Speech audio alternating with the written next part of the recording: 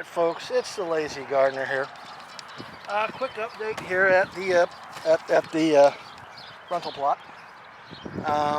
Earlier on in the year I put seeds for lettuce all the way around the edge, and the only thing that took off was one little piece of spinach. As you can see, I replanted last week. I'm starting to get the roll, but if you look at the mortgage lifters, now they've decided that they're going to absolutely just take the heck off. And we're just going to let them climb up and over. If you remember last week, we did my dad's companion planting. Underneath this plastic are some fairly late planted potatoes. The object is they will come up underneath the plastic, get light through the plastic, spud out underneath the dirt. And then when I'm done here with these, and I believe these are big boys, we've got one here, and I decided as long as it's green, just to give you guys an example of how quick they can take back off. If there's a flower on there, I'm going to kill that flower though. Let's look at that. Tiny little guy, but still there.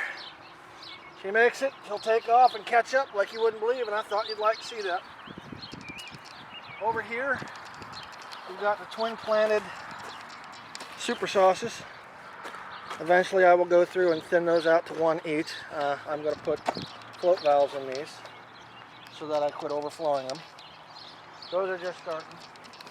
You look over here in the straw bales, we've got some that are grabbing good and some that not so good.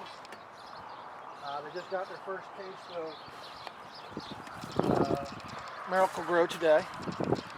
Over here they seem to be doing pretty good. Got a nice little flower there. They're strong, they're sturdy. Like I said, they just got their first batch of micronutrients there. Here's the one. Remember this year we're running the experiment. I've actually been taking the time. If you look over there, these are beefsteaks. Those and these are exactly the same one. The only difference is I've been pulling the suckers off of these. So while those are getting bushy, these are going to climb straight up, and I cannot believe it. These are all flowers. That is a lot of flowers on one beefsteak. And last but not least, come over to the buckets. Now again, I planted the absolute last plant in the world you want to put in containers. These are again super sauces. This is the commercial soil, which doing what commercial soil normally does, even though it's not Miracle-Gro. This is plain dirt, which has been sucking up water a lot more than I thought it was, so that's probably why the growth was a little stunted. Put a little more dirt in so it's not quite so moist, so there won't be root rot. And these are all compost. Okay, nothing but compost with 3 different wicking strips, and it looks like number 2's winning the race. Which I believe is, I will just read it. Go to the other side. Polyester, which is the one that should win. That's the one they say is as far as it doesn't rot and wicks the best. So we'll keep you posted as time goes on there.